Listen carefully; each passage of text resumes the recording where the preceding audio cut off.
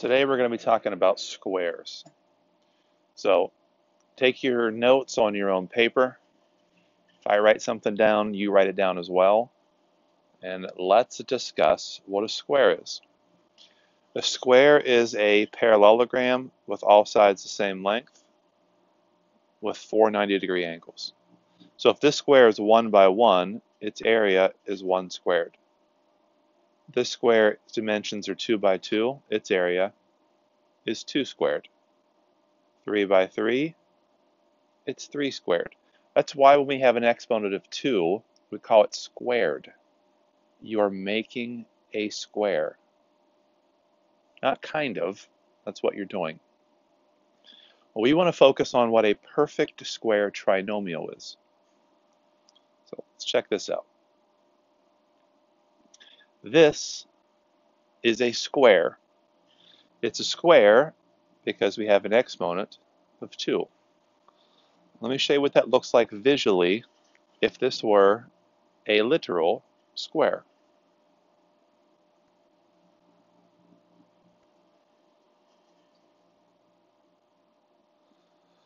We don't know what A and B are. So let's just say, for the sake of this, that A is 3 units long. 3, not literal 3, but 3 units on this paper. And let's say that B is 2 units long on this paper. So what does that do for us? Well, we end up in this picture with a square that's A by A, whose area is A squared. If I look down here, if I just transfer these B's down here, we have another square down here. Huh, interesting. Its area is B squared. It's B squared because its dimensions are B by B. What about these rectangles? This rectangle and this rectangle. A rectangle's area is found by multiplying its length times its width. The length and width of this rectangle are A times B. A comes from here, B comes from here. This rectangle down here at the bottom left is also A times B. They have a dimension of A and a dimension of B. So looking at this big picture-wise, literally and figuratively, the dimensions of the square are A plus B and A plus B. Its area is A plus B quantity squared, which is also a trinomial. Let me color code for your viewing pleasure.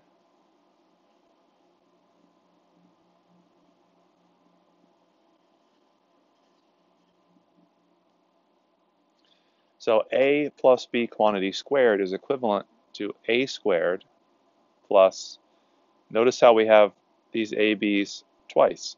So we have 2 of those, 2AB plus, we have this other square that's dimensions are B squared. Once again, I'm just going to highlight this for your viewing pleasure. So we are talking about perfect square trinomials. Let me tell you where those words come from. This is a trinomial. There are 3 terms. This is a perfect square because if you were to look at it graphically, visually, it's a square. Our goal is to be able to start with a perfect square trinomial and be able to easily factor it so that it is a perfect square. That being said, I'm going to show you a couple more of these perfect squares and how that becomes a trinomial, and then we're going to work backwards. So this is an x minus 4 quantity squared. Let me show you how this works. We don't know how big x is. I'm just going to make a square. 1, 2, 3, 4, 5. 1, 2, 3, 4, 5. One of my dimensions Well, both of my dimensions are x minus 4, but let's say that from here to here is x.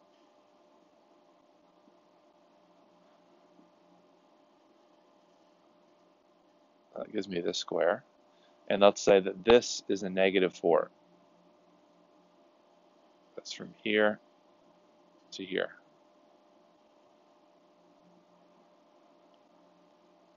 So what does that do for us?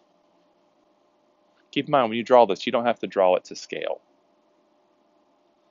So that means the area of this square right here is x squared.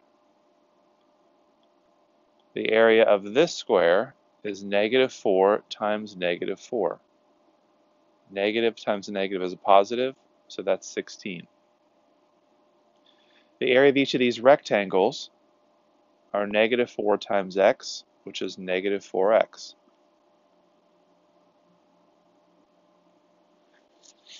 So what are our three terms for our trinomial?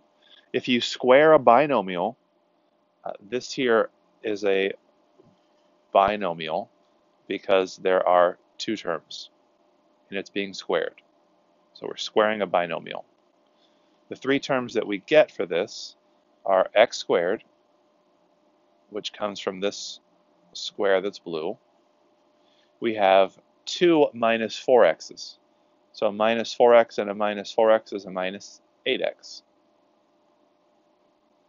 And then we have a plus 16, which comes from that green square in the bottom right corner. Once again, our goal is to start with this and end up with this. We're going to get there in a minute. Let me show you one more of these examples to see how this comes together. Y minus 5 quantity squared. Let's make a square. And for this one, I'm not going to try to make it to any scale. I'm just going to make it. And then I'm going to draw a vertical and a horizontal. I do when I do this, I do. When I do this, I want to make two different squares. That's going to be true every time, and I'm going to end up with two rectangles that are the same dimensions every time. So one of my squares are going to be y by y. The other one's going to be negative 5 by negative 5. So the area of this is y squared. This is 25. What's left for the rectangles is a negative 5y and a negative 5y. If it helps when you do this to put these dimensions every place on this, go ahead and do that. But the point is that the overall dimensions of this square are y minus 5, y minus 5. So that's going to give us a y squared, that's the green square, minus 5y minus 5y, those are the rectangles, that's a minus 10y. And then the blue square is a 25. That's a perfect square trinomial. Why is it called that again? This is a trinomial, there's three terms. If you factor it, it becomes a square. So let's cut to the chase, as they say in showbiz. We want to decide if this is a perfect square trinomial, and if it is, we want to factor it. A factor is something that's being multiplied. So we want to turn this into two things that we're multiplying together, and that being a square. So here's how I'd like you to do this. There's a specific reason why we're doing it this way. It's leading up to something that becomes harder in a later lesson. So please, if you can do this in your head right now, awesome. But I'd like you to draw this picture. So I'm going to draw a square. Is this a perfect square trinomial? I don't know. But we're going to find out really easily if it is. So I first draw a square. 1, 2, 3, 4, 5, 6. 1, 2, 3, 4, 5, 6. That's not a square. Now yours doesn't have to be perfect. I'm using a computer, so mine's going to be better than yours. Plus, I'm just naturally gifted at this, so yeah. Then what I'd like you to do is put a vertical and horizontal segment in this, so you end up with two squares. We got a square here. mean, that should look pretty close to being a square on your picture, even though it's not perfect. We have a square here. Well, this red square is going to come from this first term. Is that first term a perfect square? Sure is. Its dimensions would be 4x by 4x. This square at the bottom right should come from this 9. Is 9 a perfect square? It sure is. Its dimensions are 3 by 3. Now we got to figure out, is this rectangle and this rectangle, is their area added together the same as 24x, the middle term? Well, let's see. This green rectangle is 3 times 4x, which is 12x. This one down here is 3 times 4x, which is 12x. 12x and 12x is 24x. Hey, check it out. This is a perfect square trinomial. How does it factor? Well, the dimensions of this square are 4x plus 3 times 4x plus 3. That makes this a square with dimensions 4x plus 3. Isn't that cool? I think it is. This is what we're trying to accomplish. We are trying to factor perfect square trinomials. Let me mention one more thing before we get to this last problem. We're almost done. When you start out with this trinomial, you want a couple things. You want to make sure that you first factor out the greatest common factor, and then see if it's a perfect square trinomial. I think in the homework, none of them have a GCF, which was really a bad idea on my part. Second, you want to make sure that the terms are in descending order. That means that the exponents go from biggest to smallest, which they are in this case. Let's check out our last example, and then you can work on your assignment that I handed out to you in class yesterday. Let's check our A and B list here. Is there a GCF for these 3 terms other than 1? Factors of this are 2 and 4 and x. This has a 2 and a 4 and an x in it. This doesn't. GCF is 1, so we don't have to worry about that. So is this a perfect square trinomial? If it is, let's factor it. So if it's a perfect square trinomial, this is going to make a square. 1, 2, 3, 4, 5, 6. 1, 2, 3, 4, 5, 6. So I'm going to draw a square and see if I can fit this into it. If I can fit this into it, then it's a perfect square trinomial. Then going to draw a vertical and horizontal segment, so I end up with 2 squares. This square and this square. So can I fit this trinomial into this? If I can, this trinomial is a perfect square trinomial. I'm trying to fit this into the red spot. I'm trying to fit this into the purple spot, and I'm trying to fit this into the green spot. Well, the purple spot, its area is 4x squared. So if I break that apart equally, that's 2x and 2x. So that's a perfect square, the purple one. The 49 is the same as 7 and 7. Its area is 49, or 7 squared. Okay, so here's a mistake that I just made. So let's check this out. This is really important. This middle term is negative. So let me explain how that complicates things. 49 is the same as 7 squared. 49 is also the same as negative 7 squared.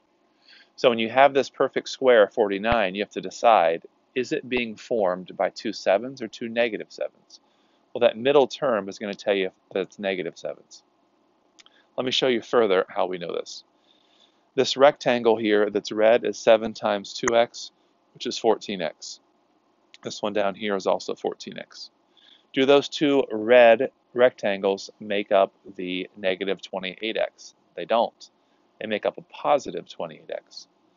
But if I had the foresight to make these negative 7s, that still gives me 49, and that makes this a negative 14x and a negative 14x. Long story short, when you're doing this square here, you're going to make this number negative or positive based upon the middle term. So is this a perfect square trinomial? It sure is. I just made a square out of this. The dimensions of this are 2x minus 7 and 2x minus 7. So this factors into a 2x minus 7 squared. That concludes your notes. Please do the assignment that was given to you yesterday. I will also post a blank one on the website just in case you forgot to take it home. Thank you and enjoy your snow day.